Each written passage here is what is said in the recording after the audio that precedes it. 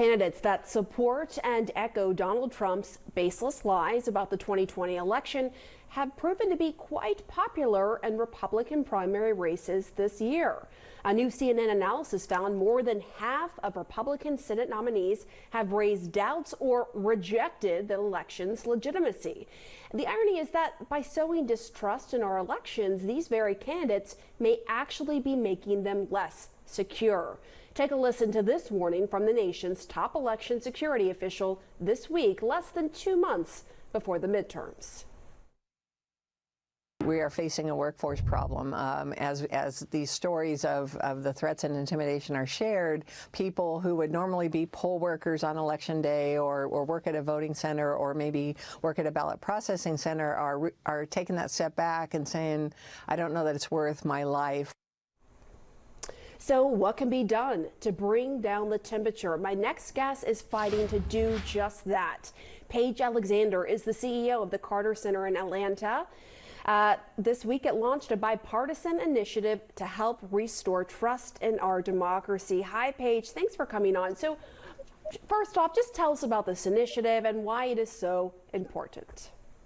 Sure. Thanks, Pamela. Well, the Candidate Principles for Trusted Election Initiative is a cross-partisan effort to really encourage candidates, political parties, and voters to uphold 5 core doctrines of democratic elections: integrity, nonviolence, security, oversight, and a peaceful transfer of power. So while it's an initiative of the Carter Center, it's backed by more than 50 organizations and institutions all across the political spectrum.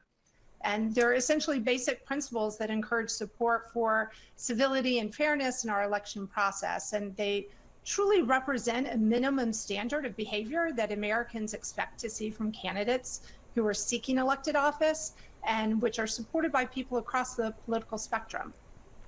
Yeah, like you said, minimum standard of behavior here. We know that half of Republican candidates, more than half actually, Senate candidates that are Republican, have at least raised doubts about the legitimacy of our elections. Another analysis from 538 found it very likely that election deniers will become a majority in the House Republican Conference next year. What are some of your biggest concerns as you see this all playing out? Yeah, so, our government's legitimacy really relies upon the consent of the governed as expressed through these elections. So these efforts that we're seeing to sow discord around the elections, even poll workers have become targets of violence and intimidation, as you just covered. So this isn't how our elections are supposed to work, especially in the nation that invented modern democracy. So it's a concern, and this is one of the reasons we're trying to find ways to do this through a bipartisan and nonpartisan effort to have Americans have a voice.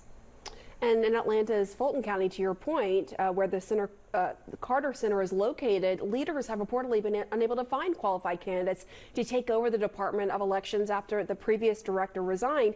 And to get an idea of why he resigned and why no one seems interested in taking over, just take a look at this press conference he gave back in November of 2020.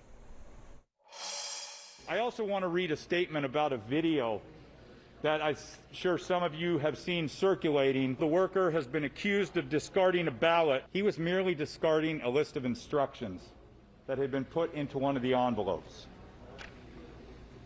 It was taken and uploaded to a Twitter. He is currently in hiding because he's had threats. He's had to shut down all of his social media, and they know all of his personal information was released.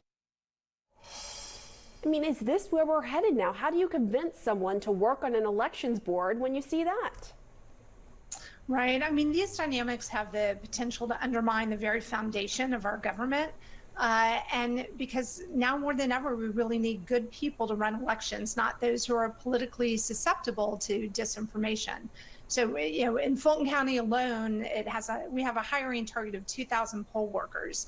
And in DeKalb County, our second largest county, a hiring goal of 1,700 workers. And so it's a concern that multiple states have reported shortages of poll workers, and retention issues affect not just election day poll workers, but the longer term technical staff that keep elections going.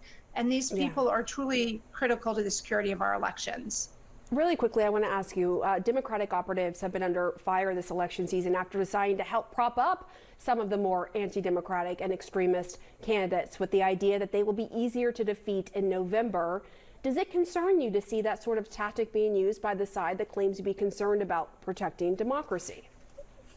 The integrity of our elections is really the ultimate goal here. And I think that politics are politics, and that's not an area I think the support should be done for the candidates that we want to lead us and not against those that we don't.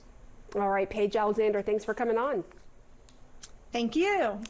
And you were in the CNN newsroom on this Saturday night. We are 52 days away from midterm election night, and a surprise appearance for Georgia Governor candidate Stacey Abrams highlights just how key that state will be. A live report from Georgia up next.